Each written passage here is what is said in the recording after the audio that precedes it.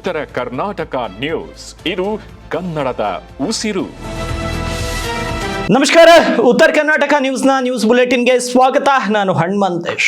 ಶಾಲಾ ವಾಹನ ಹರಿದು 8 ವರ್ಷದ ಬಾಲಕಿ ಸಾವನ್ನಪ್ಪಿರುವಂತಹ ಘಟನೆ ಬೀದರ್ನ ಜನವಾಡ ಗ್ರಾಮದ ಪೊಲೀಸ್ ಕ್ವಾರ್ಟರ್ಸ್ ಬಳಿ ಈ ಒಂದು ದುರ್ಘಟನೆ ಸಂಭವಿಸಿದೆ. ಗಡಿಕುಷ್ಣೂರ್ ಗ್ರಾಮದ ಋತ್ವಿ 8 ವರ್ಷದ ಪುಟ್ಟ ಬಾಲಕಿ ಸಾವನ್ನಪ್ಪಿದ್ದಾಳೆ. ಬೀದರ್ ತಾಲೂಕಿನ ಜನವಾಡ ಗ್ರಾಮದ ಗುರುನಾನಕ್ ಶಾಲೆಯಲ್ಲಿ ಓದ್ತಾ ಇದ್ದಳು ಈ ಬಾಲಕಿ. ಶಾಲೆಯಿಂದ ವಾಪಸ್ ಮನೆಗೆ ಬರುವಾಗ ಸಾವನ್ನಪ್ಪಿದ್ದಾಳೆ ಬಾಲಕಿ. ಗುರುನಾನಕ್ ಶಾಲೆಯಿಂದ ಮನೆವರೆಗೂ ಡ್ರಾಪ್ ಮಾಡಿದ್ರು ಶಾಲಾ ವಾಹನದಲ್ಲಿ. ಬಾಲಕಿ ಸ್ಕೂಲ್ ಬಸ್ ಇಳಿದು ಬಸ್ ಪಕ್ಕವೇ ನಿಂತ್ಕೊಂಡಿದ್ರು. ಹಾಗಾಗಿ ಬಾಲಕಿ ಬಸ್ ಇಳಿದಿರುವುದನ್ನ ಗಮನಿಸದೆ ಬಸ್ ಓಡಿಸಿದ್ರು ಚಾಲಕರು. ಅದಕ್ಕಾಗಿ ಈ ವೇಳೆ ಬಸ್ಗೆ ಸಿಲುಕಿ ಇನ್ನು ಬಾಳಿ ಬದುಕಬೇಕಾಗಿದ್ದ ಬಾಲಕಿ ಇಹಲೋಕವನ್ನ ತ್ಯಜಿಸಿದ್ದಾಳೆ. ಬಾಲಕಿ ಸಾವಿನ ಸುದ್ದಿ ತಿಳಿದು ಬ್ರಿಮ್ಸ್ ಆಸ್ಪತ್ರೆ ಆವರಣದಲ್ಲಿ ಕುಟುಂಬಸ್ಥರ ಆಕ್ರಂದನ ಮುಗಿಲು ಮುಟ್ಟಿದೆ. ಜನವಾಡ ಪೊಲೀಸ್ ಠಾಣೆ ವ್ಯಾಪ್ತಿಯಲ್ಲಿ ಈ ಒಂದು ಘಟನೆ ಜರುಗಿರುವಂತದ್ದು.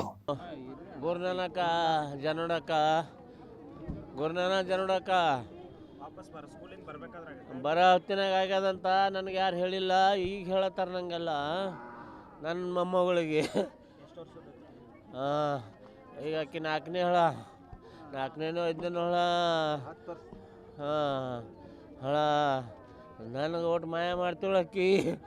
ನಾ ದಿನ ಹೊರಗೆ ಅಪ್ಟಾಪ್ ಓಡಾಡ್ತೀನಿ. ನನಗೆ ಫೋನ್ ಮೇಲೆ ಫೋನ್ ನನಗೆ ತಂಗ್ ಮಾಡ್ತಿಳು ಯಪ್ಪ.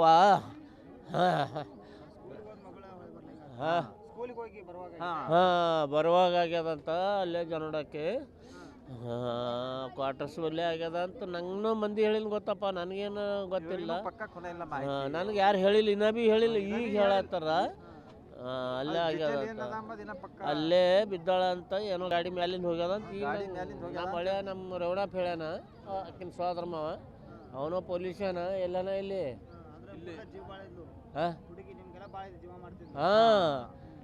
ನನಗೆ ಬಿಟ್ಟೇ ಇರ್ತಿಲ್ಲ. ಅವರಪ್ಪ ತಿಳಿತಿಲ್ಲ. ಅವರು ದಿನ ನಾ ಕೃಷ್ಣದಿಂದ ಕರೆಸ್ಬೇಕು ಅವರು ಬಾ ಅಂಥೇಳಿ. ಅವ ಏನು ಕೇಳ್ತಾರ ಅವರು ಓಟೆಲ್ಲ ಸ್ವಾಗತ ಮಾಡ್ತಿದ್ದಾನ. ಅವ್ರು ಏನು ಬೇಡ್ತಾರ ಅದಕ್ಕೆ ಇದು ಬ್ಯಾಡ ಮಗ ಅಂತಿಲ್ಲ.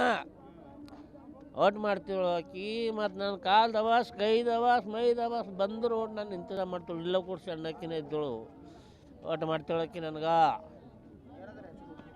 ಯಾರ್ದು ಆಕಿಂದು ಆರ್ಡಿನರಿ ಒಳಗೆ ಚಿನ್ನಮ್ಮ. ಶಾಳೆಗೆ ಏನೋ ಬರ್ಸೇವು ನನಗದು ಏನೋ ಸಂಪೀಟ್ ಏನದು ಶಾಳೆಗೆ ಏನದ ಕೇಳೋ ಋತ್ವಿ ಅದ. 2 ಹೆಸರು ನಾವು ಇಲ್ಲಿ ಒಳತೆ ಬಂದು ಅಲ್ಲೊಂದು ಅದ.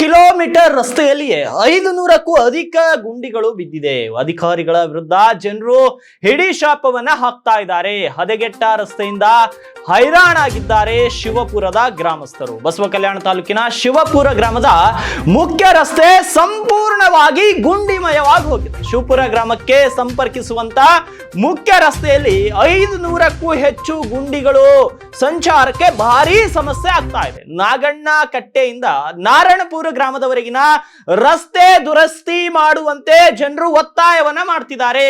ಗುಂಡಿಯನ್ನ ತಪ್ಪಿಸಿ ಸಂಚರಿಸಲು ಪ್ರಯತ್ನಿಸುವ ವೇಳೆ ಅಪಘಾತ ಸಂಭವಿಸುತ್ತಿದೆ. ಈಗಾಗಲೇ ಅನೇಕರು ಈ ರಸ್ತೆ ಗುಂಡಿಗಳಿಂದ ಬಿದ್ದು ಕೈ ಕಾಲಿಗೆ ಗಾಯಗಳಾಗಿವೆ. ನಿತ್ಯವೂ ಕೂಡ ಈ ಒಂದು ಗುಂಡಿಮಯ ರಸ್ತೆ ಮೇಲೆಯೇ ಓಡಾಡಲು ಸಮಸ್ಯೆ ಉಂಟಾಗ್ತಾ ಇದೆ. ಪಿಡಬ್ಲ್ಯೂಡಿ ಅಧಿಕಾರಿಗಳು ಕೂಡಲೇ ರಸ್ತೆ ಸರಿಪಡಿಸಿ ಸಂಚಾರಕ್ಕೆ ಅನುವು ಮಾಡಿಕೊಡುವಂತೆ ಜನರು ಒತ್ತಾಯವನ್ನ ಮಾಡ್ತಿದ್ದಾರೆ. ನೋಡಿ, 3 ಕಿಲೋಮೀಟರ್ ರಸ್ತೆಯಲ್ಲಿ 500ಕ್ಕೂ ಅಧಿಕ ಗುಂಡಿಗಳಿದೆ ಅಂತೆ. ಅಂತಹ ಗುಂಡಿಯಲ್ಲಿ ಬೈಕ್ ಸವಾರರು ಯಾವ ರೀತಿ ಸಂಚಾರವನ್ನ ಮಾಡಬೇಕು, ಎಂತಹ ಪರಿಸ್ಥಿತಿ? ಈಗಲಾದ್ರೂ ಅಧಿಕಾರಿಗಳು ಎಚ್ಚೆತ್ತುಕೊಂಡು ಆ ಗ್ರಾಮಕ್ಕೆ ಸಂಪರ್ಕ ಕಲ್ಪಿಸುವಂತಹ ರಸ್ತೆ ಸರಿಪಡಿಸ್ತಾರ ಅನ್ನೋದನ್ನ ಕಾದ್ ನೋಡ್ಬೇಕು. ಆದ್ರೆ ಅಲ್ಲಿರುವಂತಹ ಜನರು ತಮ್ಮ ಆಕ್ರೋಶವನ್ನ ಯಾವ ರೀತಿ ವ್ಯಕ್ತಪಡಿಸ್ತಾ ಇದ್ದಾರೆ, ಬನ್ನಿ ಕ್ವಿಕ್ ಆಗಿ ನೋಡೋಣ. ನಾಗಳನ್ನ ಕಟ್ಟಿ ಹಿಡ್ಕೊಂಡು ಪೂರಾ ನಾರಾಯಣಪುರ ತನ ರಸ್ತೆ ಎಷ್ಟು ಹದಗೆಟ್ಟದ, ಹೆಜ್ಜೆ ಹೆಜ್ಜೆ ಗುಂಡಿಗಳಾಗ್ಯಾವ. ಅಲ್ಲಿಂದ ಇಲ್ಲಿ ಎಷ್ಟೋ ಸಾಕಷ್ಟು ಜನ ಬೀಳತ್ತಾರ ಗಾಡಿ ಮ್ಯಾಗಿಂದು. ಸಾಕಷ್ಟು ಜನ ಅಂತಂದ್ರೆ ಆಕ್ಸಿಡೆಂಟ್ಗಳು ಆಲತ್ತಾವ. ಕೆಲವೊಂದ್ ಜನ ಅಂದ್ರೆ ಜೀವಗಳು ಭೀ ಹೋಗ್ಯಾವ ಇಲ್ಲಿ ಆಕ್ಸಿಡೆಂಟ್ ಆಕಶಂದು. ಯಾಕಂತಂದ್ರ ಈ ರೋಡ್ ಇಷ್ಟೊಂದು ಹದಗೆಟ್ಟದ. ಸುಮಾರು 1 ವರ್ಷ 1.5 ವರ್ಷ ಆಯ್ತು ಈ ರೋಡಿನ ಮ್ಯಾಗ ಏನಂದ್ರೆ ಇಲ್ಲಿ ಕಾಲಿಟ್ಟರೆ ಒಂದು ಹೆಜ್ಜೆ ಅದ, ಇಲ್ಲಿ ಒಂದು ಅಷ್ಟೊಂದು ಗುಂಡಿಗಳು ಬಿದ್ದಾವ. ಅಷ್ಟೊಂದು ಏನಂತಂದ್ರೆ ತೊಂದರೆ ಆಗ್ಲತ್ತ ಜನರಿಗೆ. ಇಲ್ಲಿ ಏನಂದ್ರೆ ಸುಮಾರು ಏನಂತಂದ್ರ 5 ರಿಂದ 6 ಸ್ಕೂಲ್ಗಳು ಅವ ಈ ರೋಡಿಗೆ. ಏನದಂತಂದ್ರೆ ಇಲ್ಲಿ ಈ ಕಡೆ ಏನಂದ್ರೆ ಹಾಸ್ಪಿಟಲ್ ಅವ. ಸಾವಿರಾರು ಜನ ಏನಂತಂದ್ರೆ ಈ ರೋಡಿಗೆ ಓಡಾಡ್ತಾರ ಮುಂಜಾನೆ ಸಂಜಿತನ. ಯಾವಾಗ ಅಂದ್ರೆ ಅವಾಗ ಏನಂದ್ರೆ ಟ್ರಾಫಿಕ್ ಇರ್ತದ. ಇಂಥ ಏನಾದ್ರು ಪರಿಸ್ಥಿತಿದಾಗ ಸಣ್ಣ ಮಕ್ಕಳು ಏನಂದ್ರೆ ಸ್ಕೂಲ್ ವ್ಯಾನ್ಗಳು ಹೋಗ್ತಾವ. ಯಾವಾಗ ಏನಾಗ್ತದೆ, ಯಾವಾಗ ಏನ್ ಅಪಘಾತ ಆಗ್ತದೆ ಸಣ್ಣ ಮಕ್ಕಳು ವ್ಯಾನ್ಗಳು ಅಂತ ಹೇಳ್ಕೊಂಡು ಹೇಳಕ್ ಆಗಲ್ದು. ದಯವಿಟ್ಟು ಏನಂದ್ರೆ ಈ ರೋಡಿಗೆ ಸಂಬಂಧಪಟ್ಟಿರ್ತಕ್ಕಂಥ PWD ಅಧಿಕಾರಿಗಳಾಗಿರ್ಬೋದು, ಯಾರೇ ಆಗಿರ್ಬೋದು, ತಾವು ರಾಜಕಾರಣಿಗಳಾಗಿರ್ಬೋದು, ದಯವಿಟ್ಟು ಏನಂದ್ರೆ ಈ ಬಗ್ಗೆ ಏನಂದ್ರೆ ಗಮನ ಹರಿಸಿ ಈ ರೋಡ್ ಏನದಂತಂದ್ರೆ ಅತಿ ಶೀಘ್ರದಾಗ ಏನಂದ್ರೆ ಈ ರೋಡ್ ಸರಿಪಡಿಸ್ಬೇಕಂತ ಹೇಳ್ಕೊಂಡು ತಮ್ಮಲ್ಲಿ ನಾನು ಕಡೆ ಮನವಿ ಮಾಡ್ತೀನಿ. ಯಾಕಂತಂದ್ರ ಇದು ಒಂದ್ ವೇಳೆ ಏನಂದ್ರೆ ಇಂಥ ಪರಿಸ್ಥಿತಿದಾಗ ಸಣ್ಣ ಮಕ್ಕಳು ಏನಂದ್ರೆ ವೆಹಿಕಲ್ಗಳು ಏನಂದ್ರೆ ಸ್ಕೂಲ್ದ ವ್ಯಾನ್ಗಳು ಏನದಂತಂದ್ರೆ ಆಕ್ಸಿಡೆಂಟ್ ಏನಾರ ಆಯ್ತು ಅಂತಂದ್ರ ತುಂಬಾ ಸಮಸ್ಯೆ ಆಗ್ತದ. ಅದ್ರ ಕಡೆಯಿಂದ ಏನಂತಂದ್ರೆ ದಯವಿಟ್ಟು ನಾನು ನಿಮಗೆ ಏನಂದ್ರೆ ರಿಕ್ವೆಸ್ಟ್ ಮಾಡೋದೇನಂದ್ರೆ ಅತಿ ಶೀಘ್ರದಾಗ ಏನಂದ್ರೆ ಇದು ರೋಡ್ ಅತಿ ಶೀಘ್ರದಾಗ ರೋಡ್ ಮಾಡಿಸಿಕೊಂಡು ಏನಂದ್ರೆ ಇದು ಸರಿಪಡಿಸ್ಬೇಕಂತ ಹೇಳಿ ತಮ್ಮಲ್ಲಿ ನಾನು ವಿನಂತಿ ಮಾಡ್ತೀನಿ. ಎಸ್, ಇನ್ನು ಬೀದರ್ ಜಿಲ್ಲೆಯ ಬಸವ ಕಲ್ಯಾಣ ತಾಲೂಕಿನ ಸರ್ಕಾರಿ ಶಾಲೆಯೊಂದು ಮೂಲಭೂತ ಸೌಕರ್ಯಗಳಿಲ್ಲದೆ ನರಳುತ್ತಾ ಇದೆ. ಫರತ್ಪುರ್ ಗ್ರಾಮ ಪಂಚಾಯತ್ ವ್ಯಾಪ್ತಿಯಲ್ಲಿ ಬರುವಂತಹ ನೀಲಕಂಠವಾಡಿ ಗ್ರಾಮದ ಪ್ರಾಥಮಿಕ ಶಾಲೆ ಮೂಲ ಸೌಕರ್ಯಗಳಿಂದ ಹಲವು ವರ್ಷಗಳಿಂದ ಬಳಲ್ತಾ ಇರೋದು ತಡವಾಗಿ ಬೆಳಕಿಗೆ ಬಂದಿದೆ. ವರ್ಷಾಂತರಗಳಲ್ಲಿ ಕುಡಿಯುವ ನೀರಿನ ಸಮಸ್ಯೆ ಇದೆ, ವ್ಯವಸ್ಥೆ ಇಲ್ಲದೆ ಅಲ್ಲಿನ ಮಕ್ಕಳು ಪರದಾಟವನ್ನು ನಡೆಸ್ತಾ ಇದ್ದಾರೆ. ಅಡಿಗೆ ಸಿಬ್ಬಂದಿಗಳು ಪ್ರತಿನಿತ್ಯ ಬೇರೆಯವರ ನಳದಿಂದ 10 ರಿಂದ 20 ಬಿಂದಿಗೆ ನೀರನ್ನ ತಂದು ಪೂರೈಸುತ್ತಿದ್ದಾರೆ. ಪ್ರತಿನಿತ್ಯ ನೀರು ಬೇರೆಯವರ ಅಥವಾ ಪಕ್ಕದಿಂದ ತರಲು ಹೈರಾಣಾಗ್ತಾ ಇದ್ದಾರೆ.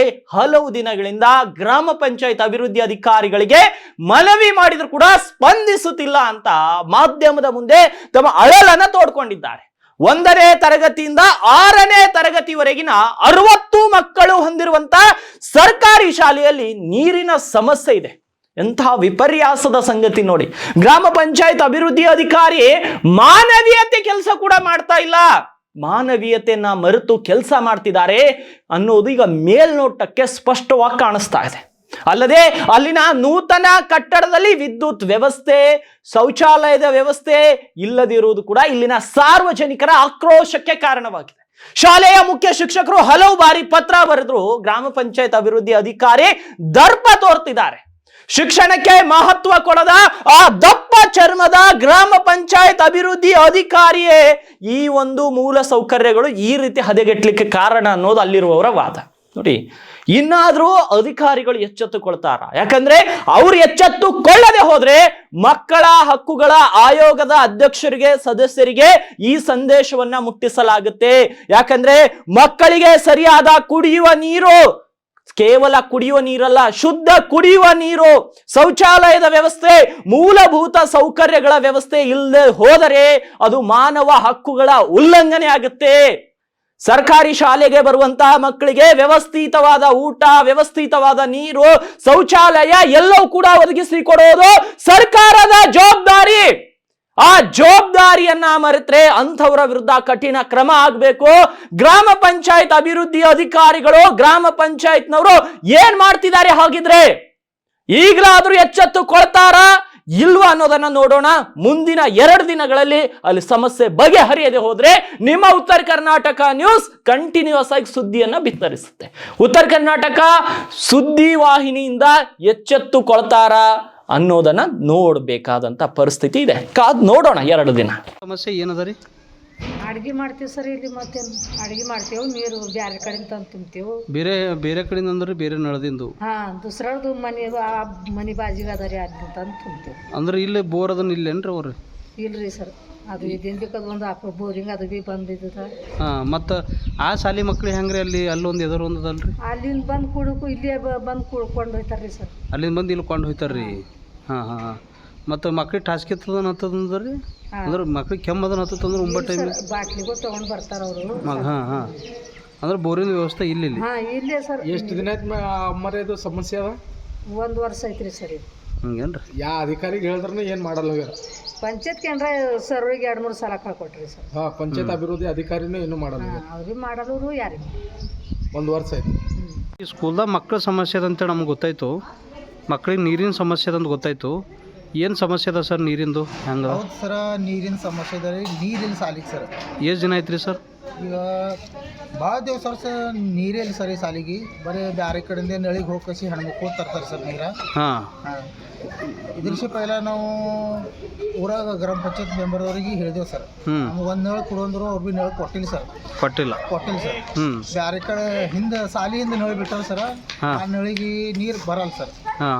ಬೇರೆ ನಳಿಗೆ ಹೋಗಿ ಲೈನಿಗೆ ನಿಂತು ಸಾಲಿ ಸರಿಯಾಗ 10 ಆಗಲಿ 20 ಆಗಲಿ ಕೂಡ ಹೆಣ್ಮಕ್ಳು ನೀರು ತರ್ತದೆ ಸರ್. 10 ರಿಂದ 20 ಕೂಡ? ಹಾಂ ಸರ್. ಅವು ತೊಳಿಲಕ್ಕಾರಿ, ಹಾಲಿಗಾಲ್ರಿ, ಮತ್ತು ಅಂಡಿ ಕುದಿಸಿಂದು ನೀರು ಜಾಸ್ತಿ ಆಗ್ಲತ್ತವ ಸರ್. ನೀರು ಅಂತಿಲ್ಲ, ಮಕ್ಕಳಿಗೆ ಕುಡಿಯಂಗೆ ಭೀ ನೀರಿಲ್ಲ ಸರ್. ಮತ್ತು ಇಲ್ಲಿ ಶೌಚಾಲಯ ಇಲ್ಲ ಸರ್. ಶೌಚಾಲಯದಾಗ ಏಕಿ ಮಾಡ್ರು ನೀರು ಹಾಕ್ಲಿಕ್ಕಿಲ್ಲ, ಎಲ್ಲ ಗಾಣ ಗದ್ದಣ ಸರ್. ಅದೊಟ್ಟು ಬೇಗ ಇವ್ರಿಗೆ ನೀರು ಬೇಕು ಸರ್, ಈ ಸಾಲಿಗೆ ನೀರು ಬೇಕು. ಇದು 1 ವರ್ಷ ನೋಡೋ ಸಮಸ್ಯೆ ಅದ ಸರ್? ಹ್ಞೂ, ವರ್ಷಕ್ಕಿಂತ ಪೈಲ ಹಿಡಿದು ನೀರೇ ಇಲ್ಲ ಸರ್ ಇದಕ್ಕೆ. ನಿಮ್ದು ಪಿಡಿಯೋಗಿ ಏನಾರ ಇದ್ರ ಬಗ್ಗೆ ಮಾತಾಡಿರಿ ಸರ್? ಇಲ್ಲ ಸರ್, ಪಿಡಿಯೋ ನಾವು ಮಾತಾಡಿಲ್ಲ ಸರ್. ಊರಾಗ ಮೆಂಬರ್ದವ್ರಿಗೆ ಇಷ್ಟು ಹೇಳಿ ಸರ್. ಹಾಂ, ಠೀಕ್ ಅದ ಸರ್. ಓಕೆ, ನಿಮ್ಮ ಹೆಸರು ಏನಂದ್ರಿ ಸರ್? ನನ್ನ ಹೆಸರು ಸರ್ ಬಾಲಾಜಿ ಸರ್. ನಾನು MCC ಅಧ್ಯಕ್ಷ ಆಗಿ ಭಾಳ ದಿವಸ ಆಗಿಲ್ಲ ಸರ್, ಒಂದು 6 ತಿಂಗಳು ಆಯ್ತು ಸರ್. ಹಾಂ ಹಾಂ, ಓಕೆ ಪೈಲ ಸರ್. ಇದ್ದವ್ರು ಏನು ಮಾಡಿರೋ ಏನಿಲ್ಲ ಅದನ್ನ ಕೊನೆಯಲ್ಲಿ ಸರ್. ಆಯ್ತು ಸರ್, ಆಯ್ತು. Okay sir, thank you sir. ಎಸಿನು ಭಾಲ್ಕಿ ತಾಲೂಕಿನ ಇಂಚೂರು ಗ್ರಾಮ ಪಂಚಾಯತ್ ವ್ಯಾಪ್ತಿಯ ಲಾದ ಗ್ರಾಮ ಹಲವು ಮೂಲಭೂತ ಸೌಕರ್ಯಗಳ ಕೊರತೆಯಿಂದ ಸಮಸ್ಯೆಗಳ ಆಗರವಾಗಿದೆ. ಗ್ರಾಮದ ರಸ್ತೆ, ಕುಡಿಯುವ ನೀರು, ಒಳಚರಂಡಿ ವ್ಯವಸ್ಥೆ ಹಾಗೂ ಬೆಳಕಿನ ವ್ಯವಸ್ಥೆ ಅಸಮರ್ಪಕವಾಗಿರುವುದರಿಂದ ಗ್ರಾಮಸ್ಥರು ತೀವ್ರ ತೊಂದರೆಯನ್ನು ಅನುಭವಿಸುತ್ತಿದ್ದಾರೆ. ಜನರ ಅನೇಕ ಮನವಿ ಪತ್ರಗಳು, ಅಧಿಕಾರಿಗಳ ಭೇಟಿಗಳು ನಡೆದರೂ ಕೂಡ ಸಮಸ್ಯೆಗಳಿಗೆ ಶಾಶ್ವತ ಪರಿಹಾರ ಸಿಕ್ಕಿಲ್ಲ ಅಂತ ಗ್ರಾಮಸ್ಥರು ಆಕ್ರೋಶವನ್ನ ವ್ಯಕ್ತಪಡಿಸುತ್ತಿದ್ದಾರೆ. ಗ್ರಾಮ ಪಂಚಾಯತ್ ಅಭಿವೃದ್ಧಿ ಅಧಿಕಾರಿ, ಗ್ರಾಮ ಪಂಚಾಯತ್ನ ಸದಸ್ಯರು, ಜನಪ್ರತಿನಿಧಿಗಳು ಈ ಊರಿನ ಅಭಿವೃದ್ಧಿಯಲ್ಲಿ ಮಲತಾಯಿ ಧೋರಣೆ ತೋರ್ತಾ ಇದ್ದಾರೆ ಅಂತ ಗ್ರಾಮಸ್ಥರು ತಿಳಿಸಿದ್ದಾರೆ. ಹಲವು ವರ್ಷಗಳಿಂದ ನಮ್ಮ ಗ್ರಾಮದಲ್ಲಿನ ಓಣಿಗಳಲ್ಲಿ ಸರಿಯಾದ ರಸ್ತೆಗಳಿಲ್ಲ, ಚರಂಡಿಗಳಂತೂ ಗ್ರಾಮದಲ್ಲಿ ಇಲ್ಲಿಯವರೆಗೆ ನಿರ್ಮಾಣವೇ ಆಗಿಲ್ಲ. ನೀರಿನ ಸಮಸ್ಯೆ ಇದೆ, ರಾತ್ರಿ ಹೊತ್ತು ಸರಿಯಾದ ಬೆಳಕಿನ ವ್ಯವಸ್ಥೆ ಇಲ್ಲ, ಗ್ರಾಮದಲ್ಲಿ ಸ್ವಚ್ಛತೆ ಅಂತೂ ಮಾಡುವುದೇ ಇಲ್ಲ. ಒಂದು ಮಾತಿನಲ್ಲಿ ಹೇಳಬೇಕಾದ್ರೆ ನಮ್ಮ ಗ್ರಾಮದಲ್ಲಿ ಯಾವುದೇ ಅಭಿವೃದ್ಧಿ ಕಾರ್ಯಗಳು ಆಗಿಲ್ಲ ಅಂತ ಗ್ರಾಮಸ್ಥರು ತಮ್ಮ ತೊಂದರೆಗಳನ್ನ ಹೇಳ್ಕೊಂಡಿದ್ದಾರೆ. ಯಾರೊಬ್ಬ ಜನಪ್ರತಿನಿಧಿ ಆಗಲಿ, ಅಧಿಕಾರಿ ಆಗಲಿ ನಮ್ಮ ಸಮಸ್ಯೆ ಏನು ಅನ್ನೋದನ್ನ ಇಲ್ಲಿಯವರೆಗೆ ಕೇಳುವ ಕನಿಷ್ಠ ಪ್ರಜ್ಞೆಯೂ ಕೂಡ ಹೊಂದಿಲ್ಲ. ಗ್ರಾಮ ಪಂಚಾಯತ್ ಅಭಿವೃದ್ಧಿ ಅಧಿಕಾರಿ, ಜನಪ್ರತಿನಿಧಿಗಳು ಗ್ರಾಮ ಅಭಿವೃದ್ಧಿಯ ಬಗ್ಗೆ ಕಿಂಚಂತೂ ಕಾಳಜಿ ಹೊಂದಿಲ್ಲ ಅಂತ ಗ್ರಾಮಸ್ಥರು ದೂರ್ತಾ ಇದ್ದಾರೆ. ಹಾಗಿದ್ರೆ ಗ್ರಾಮಸ್ಥರು ಏನ್ ಹೇಳಿದ್ರು ಒಂದ್ಸಲ ಕ್ವಿಕ್ ಆಗಿ ನೋಡ್ಕೊಂಡು ಬನ್ನಿ. अशोक पाटील लादा. आमच्या गलीला इकडं पाणी नाही. 6 दिवसाला एक बार पाणी येते. खड्डे आहेत आणि खड्ड्याला पडून आम्ही रोडला पडतो, रस्ता नाही. आणि एकतर नाल्या नाहीत आमच्या, आणि पडावर रान हा इकडे मोठमोठे सर्प येत राहतात. त्या सर्पामध्ये अंधारामध्ये जावं लागते त्या टाइमला आम्हाला. आमचं शासकला काय 2दा गेलतो आम्ही तिथं, काय गेंनी म्हणायचं नाही, काही नाही, खरं असलेलं सांगलेलं. गेलतो तर लाईट नाही, हे नाही, तुमच्या गावाला करून काय दंड आहे, तुम्ही करणार काही नाही असं म्हटले आम्हाला साहेब. हां, वरची लीड नाही, तुम्ही समजे देता तर तुमच्या गावाला काही करत नाही. आम्हाला सक्षम म्हटले. आम्ही त्यांच्या शाळेमध्ये गेलतो. बघणार आहे तर ते कुठं आहे आठवण राहते आम्हाला सांगायला. शेतकऱ्याला बाला इथं ब्रिज नाही आमच्या नदीला. 6 एकर जमीन आहे. जमीन असल्या पाणी उराला येते. काय करा, येऊन बी ते पाण्यातून होऊन जाते, इळे जाते. गल्लीला बघा ರೋಡಾತ ಲೇ ತಪ್ಲಿಕ್ ಚಾಲೆ. ನಮ್ಮೂರು ಲಾದಾ, ತಾಲೂಕಾ ಭಾಲ್ಕಿ, ಜಿಲ್ಲಾ ಬೀದರ್. ನಮ್ಮೂರಲ್ಲಿ, ನಮ್ಮ ಗಲ್ಲಿಯಲ್ಲಿ ರೋಡಿನ ಸಮಸ್ಯೆ ಅದ. ಈಗ ತನ ಇದು ರೋಡ್ ಆಗಿಲ್ಲ, ಮತ್ತು ಊರಾಗ ರೋಡಿನ ಸಮಸ್ಯೆ ಮತ್ತು ಏನು ಭೀ ಕ್ಲೀನ್ನೆಸ್ ಅಂತ ಇಲ್ಲ. ನೀರಿನ ಸಮಸ್ಯೆ ಭೀ ಅದ. ಈಗ ಭೀ 4 ದಿನಕ್ಕೆ ಒಂದು ಸರ್ತಿ ನೀರು ಬರ್ತದ, ವ್ಯವಸ್ಥೆನೇ ಇಲ್ಲ. ಸಮಸ್ಯೆ ಹಂಗೆ ಹೋಗ್ತಾ ಇರ್ತದ ಲೈಟ. ಹಾಂ ಹಾಂ, ಗಲ್ಲಿಗೆ ಕಂಬಗಳಿಗೆ ಭೀ ಲೈಟ್ ಬರೋಬ್ಬರ ಹಾಕ್ತಾ ಇಲ್ಲ, ಏನಿಲ್ಲ, ಅದು ಭೀ ಸಮಸ್ಯೆ ಅದ. ನಾವು ಆದಷ್ಟು ನಮ್ಮ ಪಕ್ಷ ಯಾವುದು ಆ ಪಕ್ಷಕ್ಕೆ ಓಟ್ ಹಾಕ್ತಾ ಇರ್ತೇವೆ ಕಂಟಿನ್ಯೂ ಆಗಿ. ಅಂದ್ರೆ ಭೀ ಇದು ಸಮಸ್ಯೆ ಹೋಗಿರೋದೇನಿಲ್ಲ. ಇದು ರೋಡ್ ಅಂತೂ ನಮ್ಗೆ ಅಲ್ಲಿಗೆ ಬಂದಿಲ್ಲ. ಈಗ ನಾವು ನೋಡಿದೆವು, ಸಣ್ಣ ಹಿಡಿದು ಹಂಗೆ ಅದ. ನೀರಿನ ಸಮಸ್ಯೆ ಭಾಳ ಆಗ್ಲತ್ತದ ಇಲ್ಲಿ. ಒಂದು ಸರ್ತಿ ಕೆಸರು ಭಾಳ ತ್ರಾಸ ಆಗ್ಲತ್ತದ ಮಳೆಗಾಲದಾಗ. ಇದು ಒಂದು ಸಮಸ್ಯೆ ಬಗೆಹರಿದ್ರೆ ಭಾರಿ ಆಗ್ತದೆ ಅಂತ ಕಸಿ ಇದು ಮಾಡ್ತೇವೆ. ಸಮಸ್ಯೆ ಭೀ ಪೂರ್ತಿ ಹಂಗೆ ಅದ. ನಾಲಿ ಆಗಿಲ್ಲ, ಏನಿಲ್ಲ, ಊರಾಗ ಭೀ ಆಗಿಲ್ಲ, ಎಲ್ಲಿ ಭೀ ಆಗಿಲ್ಲ. ಏನು ಭೀ ಸಮಸ್ಯೆ ಇದು ಈಗ ತನಕ ಆಗಿಲ್ಲ. ಕ್ಲೀನ್ನೆಸ್ ಆಗಲಿ ಏನಾಗಲಿ. ಇನ್ನು NCDC ಅಂದ್ರೆ ರಾಷ್ಟ್ರೀಯ ಸಹಕಾರಿ ಅಭಿವೃದ್ಧಿ ನಿಗಮ ನೆರವು ಲಭ್ಯವಾಗದಿದ್ರೆ ಬೀದರ್ ಜಿಲ್ಲೆಯ BSK ಸಹಕಾರಿ ಸಕ್ಕರೆ ಕಾರ್ಖಾನೆಯನ್ನ LROT ಆಧಾರದ ಮೇಲೆ ಖಾಸಗಿಯವರಿಗೆ ದೀರ್ಘಾವಧಿಗೆ ಗುತ್ತಿಗೆ ನೀಡಲು ಮತ್ತೊಮ್ಮೆ ಟೆಂಡರ್ ಕರೆಯಲಾಗುವುದು ಅಂತ ಕಬ್ಬು ಅಭಿವೃದ್ಧಿ ಹಾಗೂ ಸಕ್ಕರೆ ಸಚಿವ ಶಿವಾನಂದ ಪಾಟೀಲ್ ತಿಳಿಸಿದ್ದಾರೆ. ಬೆಳಗಾವಿಯಲ್ಲಿ ನಡೆಯುತ್ತಿರುವಂತಹ ಚಳಿಗಾಲದ ಅಧಿವೇಶನದಲ್ಲಿ ಪ್ರಶ್ನೋತ್ತರ ವೇಳೆಯಲ್ಲಿ BSSK ಕಾರ್ಖಾನೆ ವಿಚಾರವಾಗಿ ಪರಿಷತ್ ಸದಸ್ಯ ಭೀಮರಾವ್ ಬಸವರಾಜ್ ಪಾಟೀಲ್ ಅವರ ಪ್ರಶ್ನೆಗೆ ಉತ್ತರಿಸಿದ ಸಚಿವರು ಬೀದರ್ ಜಿಲ್ಲೆಯ ಸಹಕಾರ ಸಕ್ಕರೆ ಕಾರ್ಖಾನೆ ಸೇರಿದಂತೆ ರಾಜ್ಯದ ಒಟ್ಟು 6 ಸಹಕಾರಿ ಸಕ್ಕರೆ ಕಾರ್ಖಾನೆಗಳಿಗೆ NCDC ನೆರವು ಪಡೆಯಲು ಆರ್ಥಿಕ ಇಲಾಖೆಯೊಂದಿಗೆ ಸಮಾಲೋಚನೆ ಮಾಡಲಾಗುವುದು. NCDC ನೆರವು ಲಭ್ಯವಾಗದಿದ್ದರೆ ಖಾಸಗಿಯವರಿಗೆ ಗುತ್ತಿಗೆ ನೀಡಲು ಮತ್ತೆ ಟೆಂಡರ್ ಕರೆಯಲಾಗುವುದು ಅಂತ ಹೇಳಿದರು. ಆರ್ಥಿಕ ಸಂಕಷ್ಟ ಮತ್ತು ಇತರ ಕಾರಣಗಳಿಂದಾಗಿ ಸ್ಥಗಿತಗೊಂಡಿರುವಂತಹ ಸಹಕಾರಿ ಸಕ್ಕರೆ ಕಾರ್ಖಾನೆಗಳನ್ನು ಕಬ್ಬು ಬೆಳೆಗಾರರು ಮತ್ತು ಕಾರ್ಮಿಕರ ಹಿತದೃಷ್ಟಿಯಿಂದ ಖಾಸಗಿಯವರಿಗೆ ದೀರ್ಘಾವಧಿಗೆ ಗುತ್ತಿಗೆ ನೀಡುವ ಮೂಲಕ ಪುನಶ್ಚೇತನಗೊಳಿಸುವುದು ಸರ್ಕಾರದ ಪ್ರಸ್ತುತ ನೀತಿಯಾಗಿದೆ. ಈಗಾಗಲೇ ಒಟ್ಟು 10 ಸಹಕಾರಿ ಸಕ್ಕರೆ ಕಾರ್ಖಾನೆಗಳನ್ನು ಖಾಸಗಿಯವರಿಗೆ ದೀರ್ಘಾವಧಿಗೆ ಗುತ್ತಿಗೆ ನೀಡಿ ಪುನಶ್ಚೇತನಗೊಳಿಸಲಾಗಿದೆ ಅಂತ ವಿವರಿಸಿದರು. ಮತ್ತು ಒಂದು ವೇಳೆ NCDC ಅಂದ್ರೆ ರಾಷ್ಟ್ರೀಯ ಸಹಕಾರಿ ಅಭಿವೃದ್ಧಿ ನಿಗಮ ನೆರವು ಲಭ್ಯವಾಗದಿದ್ರೆ BSSK ಸಹಕಾರಿ ಸಕ್ಕರೆ ಕಾರ್ಖಾನೆಯನ್ನ LROT ಆಧಾರದ ಮೇಲೆ ಖಾಸಗಿಯವರಿಗೆ ದೀರ್ಘಾವಧಿಗೆ ಗುತ್ತಿಗೆ ನೀಡಲು ಮತ್ತೊಮ್ಮೆ ಟೆಂಡರ್ ಕರೆಯಲಾಗುವುದು ಅಂತ ತಿಳಿಸಿದ್ದಾರೆ. ನನಗೂ ಕೂಡ ಇಲ್ಲ. ಆದರೆ 2099 ಸಕ್ರಿಯ ಸಚಿವರಿಗೆ ಸನ್ಮಾನ್ಯ ಸಭಾಪತಿಗಳು ಉತ್ತರವನ್ನು ತೆಗೆದುಕೊಳ್ತಾ ಇದ್ರೆ ಅವರಿಗೆ ಮೊದಲನೇ ಅಧ್ಯಕ್ಷರೇ ಉತ್ತರವನ್ನು ಒದಗಿಸಿದಾರ. ಆದ್ರೆ ಏನಾಗ್ತಾ ಇದೆ, ಸುಮಾರು ಒಂದು 25,000 ನಮ್ಮ BSSK ಶುಗರ್ ಫ್ಯಾಕ್ಟ್ರಿ ಏನು ಇಡೀ ಬೀದರ್ ಜಿಲ್ಲೆಯಲ್ಲಿ ಮೊಟ್ಟ ಮೊದಲಿಗೆ ಯಾವ್ದಾದ್ರು ಒಂದು ಶುಗರ್ ಫ್ಯಾಕ್ಟ್ರಿ ಇತ್ತಪ್ಪ ಅಂದ್ರೆ ಅದು ನಮ್ಮ ಹುಮ್ನಾಬಾದ್ ತಾಲೂಕಿನ BSSK ಫ್ಯಾಕ್ಟ್ರಿ ಇತ್ತು. ಅದ್ರ ಸುಮಾರು ಒಂದು 25,000 ಅದು ರೈತರು ಅದ್ರದ್ದು ಶೇರ್ ಹೋಲ್ಡರ್ ಇದ್ದಾರೆ. ಅದ್ರ ಕಡೆಯಿಂದ ನಾನು ಹೇಳ್ತಾ ಇರೋದು ಒಂದೇ ಒಂದು ಮಂತ್ರಿಗಳಿಗೆ, ಯಾಕಂದ್ರೆ ನಾರ್ತ್ ಕರ್ನಾಟಕ ಯಾವಾಗೂ ಬೆಳಗಾವಿ ಅಧಿವೇಶನದಾಗ ಆಗಿದೆ, ಬೆಂಗಳೂರು ಅಧಿವೇಶನದಾಗ ಆಗಿದೆ. ಸುಮಾರು ಸಲ CM ಅವ್ರ ಜೊತೆ ನಮ್ಮ ಇನ್ಚಾರ್ಜ್ ಮಂತ್ರಿ, ಸಕ್ರಿಯ ಮಂತ್ರಿ ಮತ್ತು ಅಲ್ಲಿದ್ದಂಥ ಎಲ್ಲ MLA ಅವರು MLC ಅವ್ರ ಜೊತೆ ಲಾಸ್ಟ್ ಟೈಮ್ ಬೆಂಗಳೂರದಲ್ಲೂ ಸೆಷನ್ಗಿಂತ ಮುಂಚೆ ಮೀಟಿಂಗ್ ಇಕ್ಕಿದ್ರು. ಆ ಮೀಟಿಂಗ್ದಲ್ಲೂ ಏನೂ ಆಗಿಲ್ಲ. ಸುಮಾರು ನಾನು ಅನಿಸುಮಟ್ಟಿಗೆ 1969ನಲ್ಲಿ ಇದು ಶುಗರ್ ಫ್ಯಾಕ್ಟ್ರಿ ಪ್ರಾರಂಭ ಆಗಿತ್ತು. ಈಗ ಒಂದು 4 ವರ್ಷ ಆಗಿದೆ ಒಂದು ಫ್ಯಾಕ್ಟ್ರಿ ಬಂದ್ ಆಗಿದೆ. ದಯಮಾಡಿ ಈಗ ಏನು NCDCಗೆ ಏನು ನೀವೇನು 5ರಿಂದ 6 ಫ್ಯಾಕ್ಟ್ರಿ ಏನು ಕೊಟ್ಟು ಕಳಿಸಿದ್ರಿ ಸೆಂಟ್ರಲ್ ಗೌರ್ಮೆಂಟ್ಗೆ, ಅದು ಏನಾಗಿದೆ ಮಾಹಿತಿ ಅದು ಬಂದಿದೆ ನನ್ನ ಹತ್ರ. ಮಗರ ಮಂತ್ರಿಗಳು ನಮ್ದೊಂದು ಇದು ಇದೆ, ನೀವು ಯಾವುದೇ ಇದಕ್ಕಾಗಿ ಅಥವಾ ತಾವು ಲೀಸ್ ಆದರೂ ಕೊಟ್ಟು ನಮ್ಮ ಫ್ಯಾಕ್ಟ್ರಿ ನಮ್ಮ ರೈತರಿಗೆ ಅನುಕೂಲ ಮಾಡಿಕೊಟ್ರಂದ್ರೆ ನಮ್ಗೆ ಒಳ್ಳೇದಾಗ್ತದ. ಯಾಕಂದ್ರೆ ನಮ್ಮ ಬೀದರ್ ಜಿಲ್ಲೆಯಲ್ಲಿ ಮೇನ್ ರೈತರದ್ದು ಏನಪ್ಪ ಅಂದ್ರೆ ಶುಗರ್ ಕೇನೆ ನಮ್ಮದು ಜಾಸ್ತಿ ಬೆಳೆಸ್ತಾರೆ ಎಲ್ಲ ರೈತರು. ಅದಕ್ಕೆ ದಯಮಾಡಿ ಮಂತ್ರಿಗಳೇ, ನಾನು ಸುಮಾರು ಸಲ ನೀವು ಪರ್ಸ್ನಲ್ಲು ಭೇಟಿಯಾಗಿದ್ದೀನಿ ಬಂದು, ಮತ್ತು ಆಮೇಲೆ ತಮ್ಮ ಆಫೀಸ್ನಲ್ಲೂ ತಾವು ಇನ್ಚಾರ್ಜ್ ಮಂತ್ರಿಗಳು ಮತ್ತು ಎಲ್ಲರೂ ಕಲ್ತು ಮೀಟಿಂಗ್ ಮಾಡಿದ್ದು ಲಾಸ್ಟ್ ಬೆಂಗಳೂರು ಅಧಿವೇಶನದಲ್ಲೂ.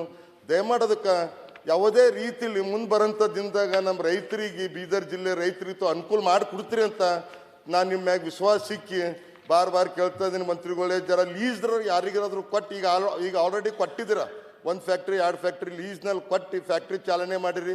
ಅದೇ ರೀತಿ ನೀವು ಇದನ್ನು ಫ್ಯಾಕ್ಟ್ರಿ ಚಾಲನೆ ಮಾಡಬೇಕಂತ ಹೇಳಿ ನಿಮ್ಮ ಹತ್ರ ಮನವಿ ಮಾಡ್ತೀನಿ ಮಂತ್ರಿಗಳೇ. ಸಚಿವರು ಸನ್ಮಾನ್ಯ ಸಭಾಪತಿಗಳೇ, ಚೇತನ ಮಾಡಬೇಕಂತೇಳಿ ಮೊನ್ನೆ ಕೇಂದ್ರ ಸರ್ಕಾರದ NCDCಯಿಂದ ಕೂಡ ಒಂದು ಪ್ರಯತ್ನ ನಾವು ಮಾಡಿದ್ವಿ.